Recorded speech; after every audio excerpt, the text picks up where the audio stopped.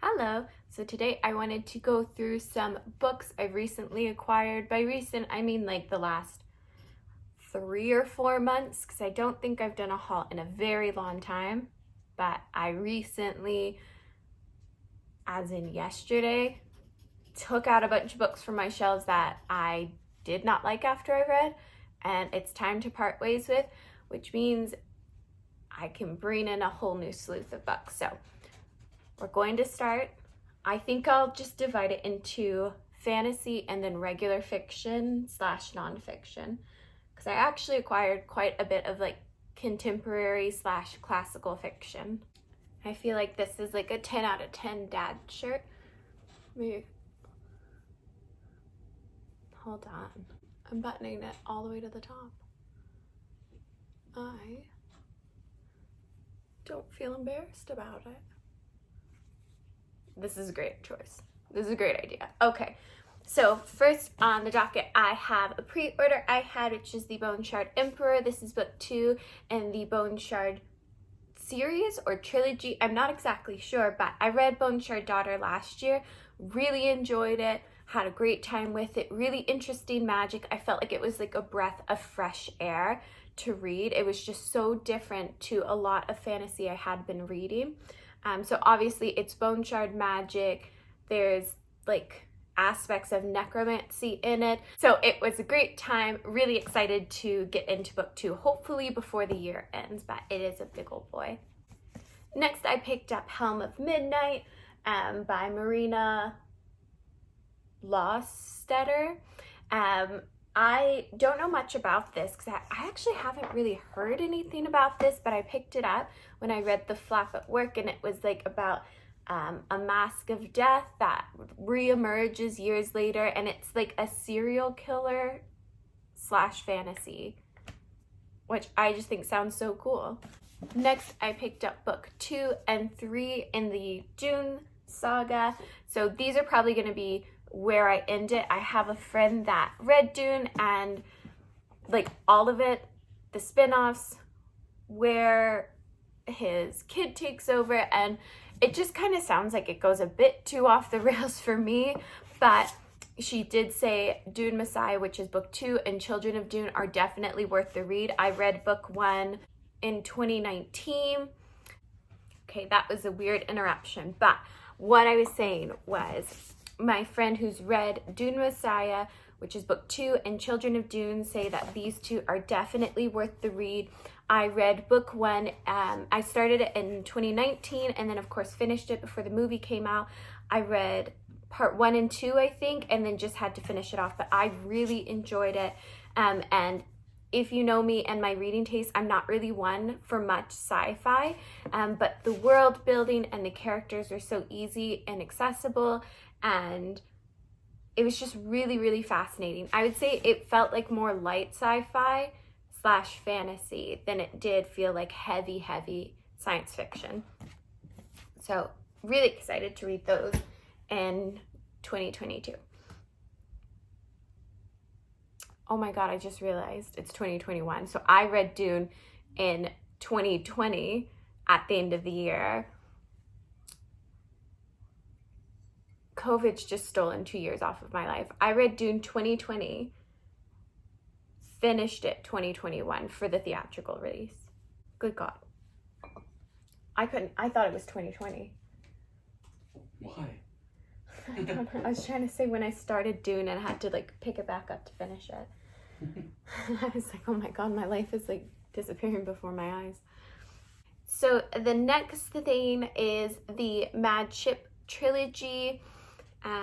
I think this one's called Live Ship Traders Trilogy by Robin Hobb. So I'm just finishing off the first trilogy, The Farseer by Robin Hobb in that universe, and next comes The Ship of Magic. The way it's kind of working out is I'm reading about 3 a year. So every year for the holidays, I'm asking basically for the next 3. If I ever finish it in time, my birthday's in May, so that's kind of like a really nice middle point that I can ask for another trilogy early. But I'm pretty excited to get into this one. I know this one kind of starts its own thing. So in the first one, we're following Fitz and slightly following the Fool, but this one we're going to be following different characters.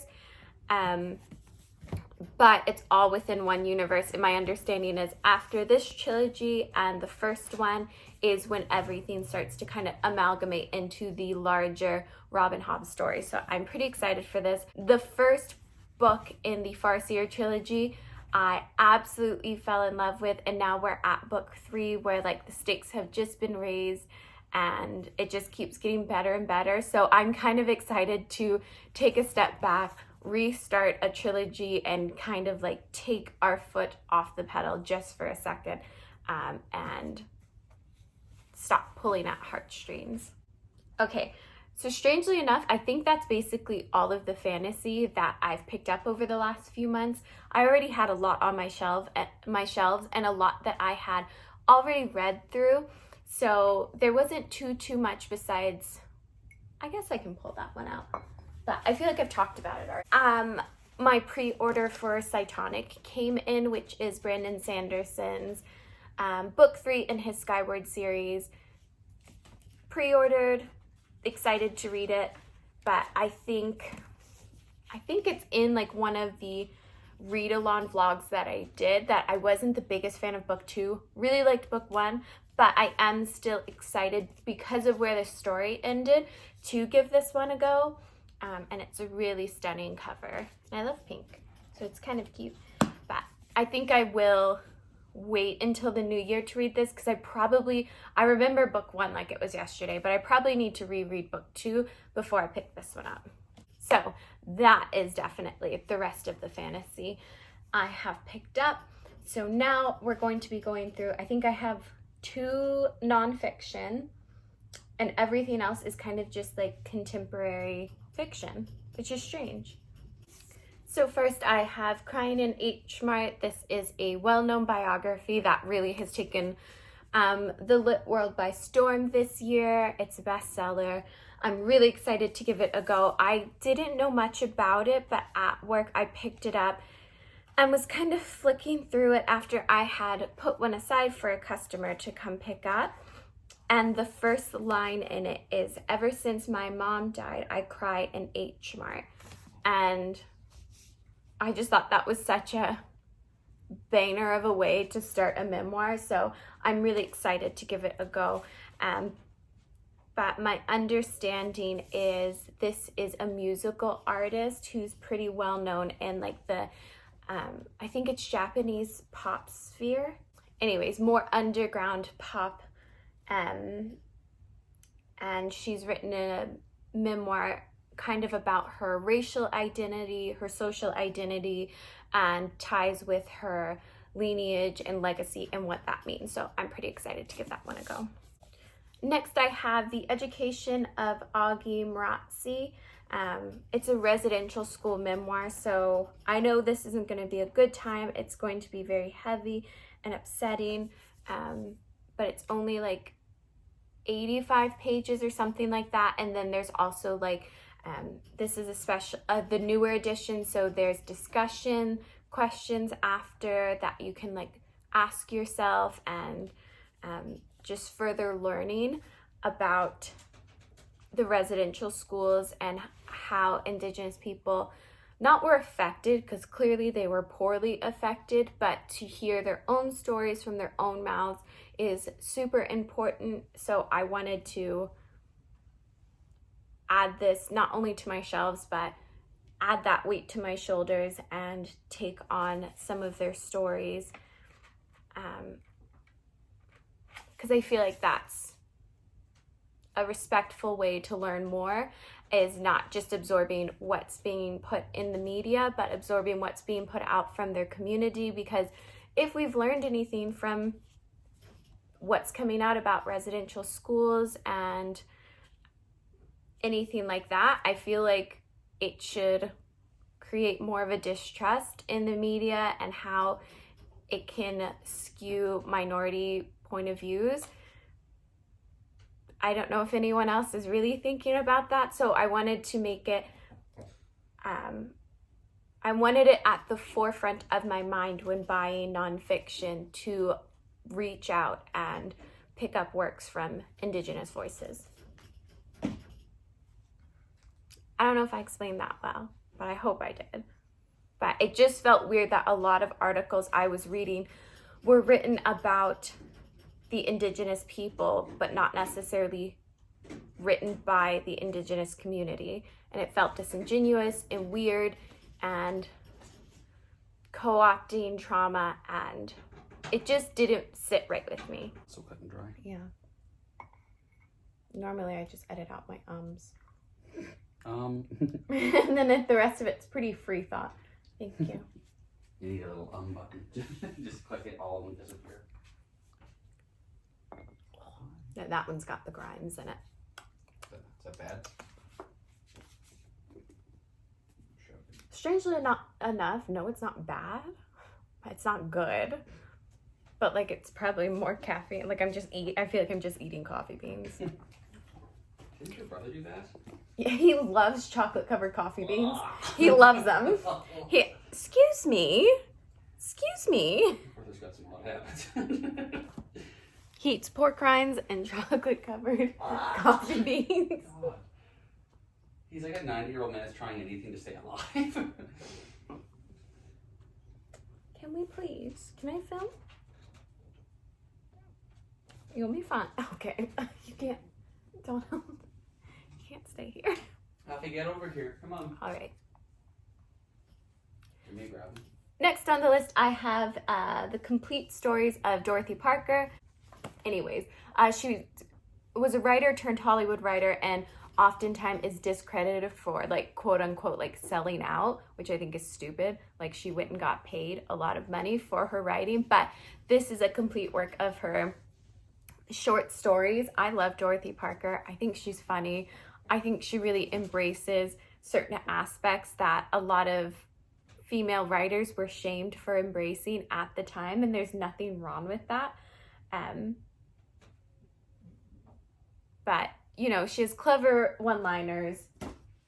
She's funny, she's interesting, and I think a lot of men were threatened at that time. On that note, I also have the 60s and 70s compilation of Joan Didion's work. This is my first time reading Joan Didion. I haven't even made it halfway through Play It As It Lays, and I'm already obsessed with her writing. She, just by one piece of work, has shot up the list as one of my favorite writers, and I hope I don't eat my words in that, but I feel pretty confident, having read a little bit of it, that like it's like 70s LA. A young woman is being everyone's kind of pushing their idea of who she is on them. You can't see, but he has not gotten off my lap. Everyone's sort of like pushing their ideas of what they believe she is and her motivation and what they think about her. And then that's how the story begins. And then we get chapter 1, kind of what she's doing and what she's been thinking. And it's really good vibes and settings so far for like a 70s LA. It's very atmospheric. Next, I picked up Daniil and Vanya. This is, I don't really know what this is about. Like, besides the fact the cover is really cool, I picked it up because it's made by Invisible Publishing, which is a publishing house in the town I went to university at. So it's a really, really tiny publishing house. They used to come to my university and like not give out free books because they were way too small to do that, but basically talk through what they were doing and how to become published in this city. And it was really cool to see one of their books crop up on the West Coast, where I now live, versus on the East Coast where I went to school. It was just really cool. So I picked it up in solidarity of East Coasters. Next, I picked up Inseparable by Simone de Beauvoir. This is a never before published story by her. It's supposed to be loosely based off one of her friendships, I think. But the reason it was never before published was for the times it was quite scandalous. I believe it's a female-female romance / friendship, kind of that dancing that fine dalliance of a line. of female friendship and romantic relationship. But I'm so excited to give it a go. It has a foreword by Margaret Atwood, for whatever that matters to people. But I'm really excited. Obviously, I've read The Second Sex. I loved The Second Sex. I feel like there should be a clause that it is, Simone de Beauvoir is definitely second wave feminist, which was heavily white feminism. So take that for what it's worth as well. But I am very, very excited to see what exactly was put in here. That was so scandalous. And I'm just all for female scandal in earlier times when you read it and you're just like, well, this is just women being human. And it's just like so scandalous. Like Anna Karenina, reading it and knowing how scandalous it was, and you're like, oh, she just had an affair. Like, that's just my favorite stuff in a story, is just women being human. And for the time, it's scandalous. So I'm really excited to see what exactly is in here, and it's tiny. Read it in an afternoon, kind of tiny. Next, I picked up Love and Fury by Samantha Silva. This is a, not reimagining, it's a fictitious work about Mary Wollstonecraft, who is, from what I understand, she is sitting with a doula. I don't know, the women that help give birth. She's sitting with them.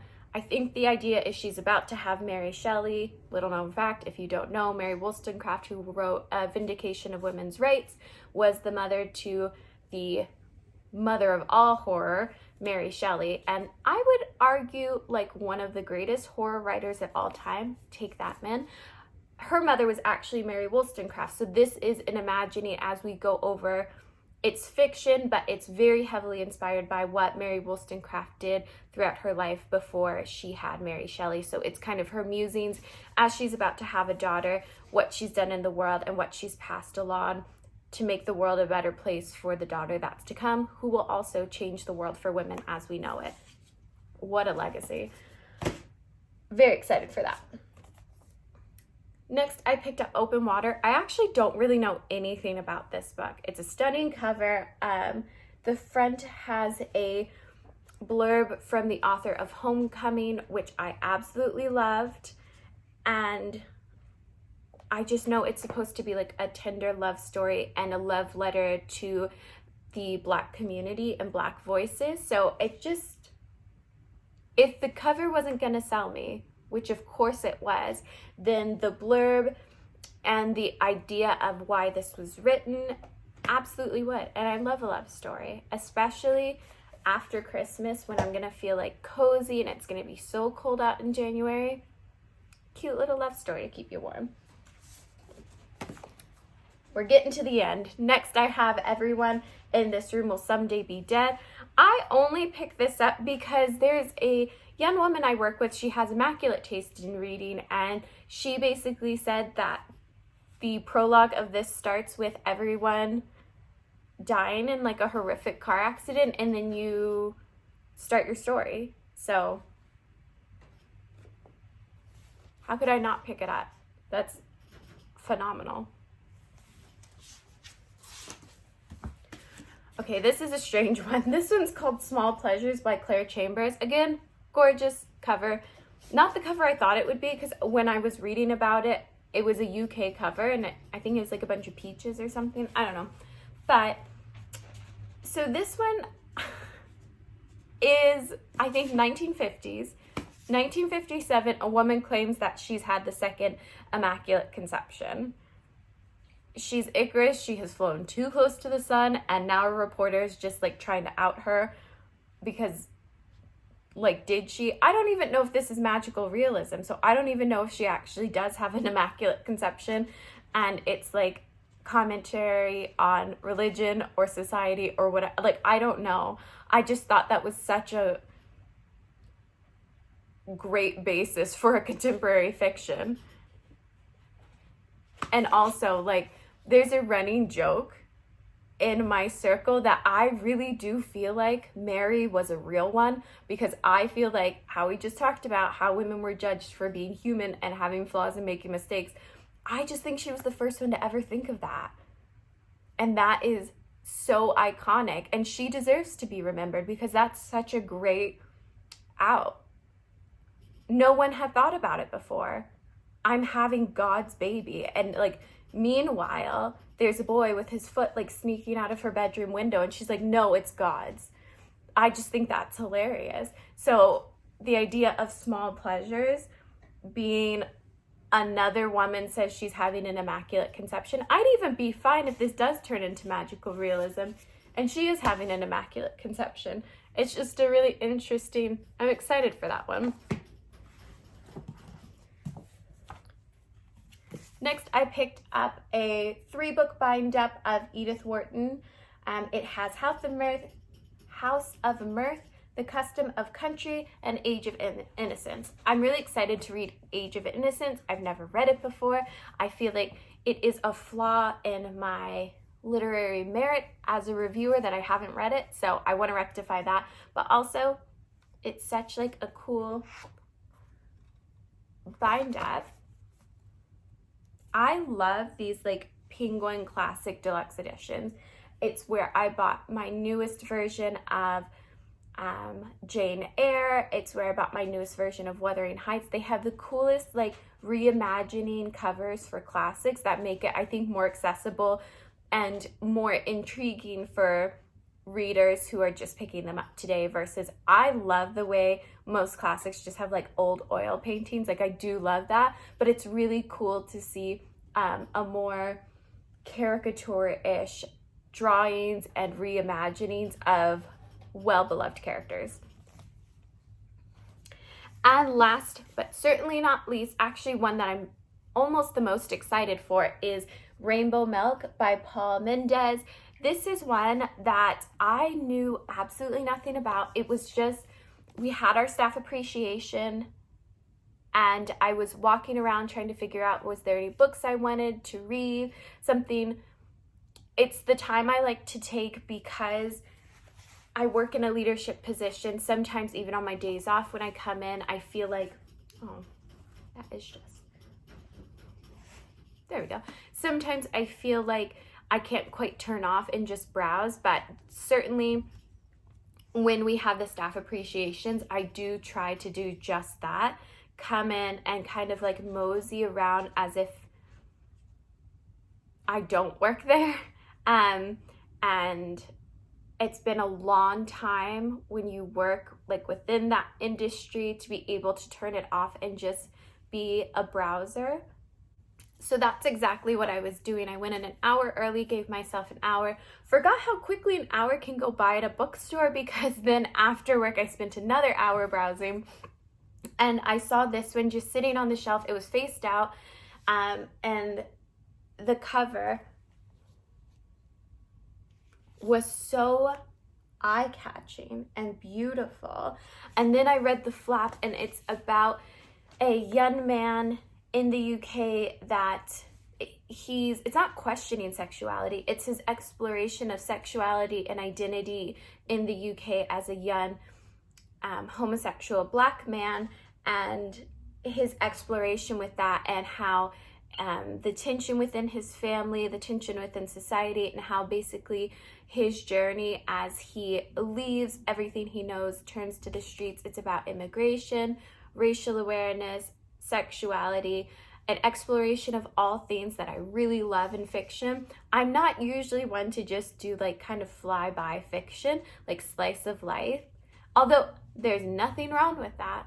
If you read whatever you read, there is no shame in it. But for me, I tend to like heavier fiction that makes me think. It gives me a perspective that I wouldn't otherwise have, or it's an exploration. Like a lot of the Latin kind of slice of life, heavier contemporary fiction I read is an exploration into certain aspects of my culture I haven't lived or haven't explored yet. Whereas with other fiction that isn't related to me, I want it to be a voice or perspective that I haven't heard, so I can better empathize or understand when a community is speaking about something. And I think Rainbow Milk is definitely going to be it.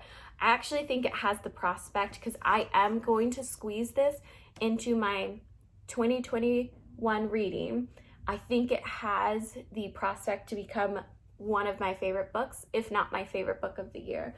Because I have read some really great books, but just reading The Flap moved me in such a way that I had to put it in my basket without really knowing anything about it.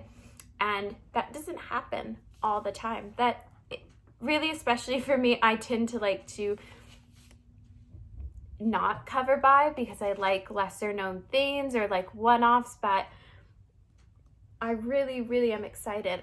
When I read The Flap, if you've read James Baldwin's Giovanni's Room, which of course is a beautiful work of fiction, very sad, like heartbreakingly sad, it had like that essence of Giovanni's Room that I felt like, not an essence of it, I felt like it harkened back to certain themes within it.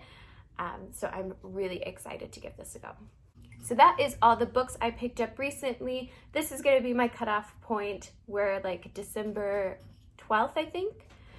So I will not be doing another haul probably until the springtime. But thank you so much for watching, and I hope you guys have a beautiful Christmas, holiday, whatever you celebrate, and a happy new year.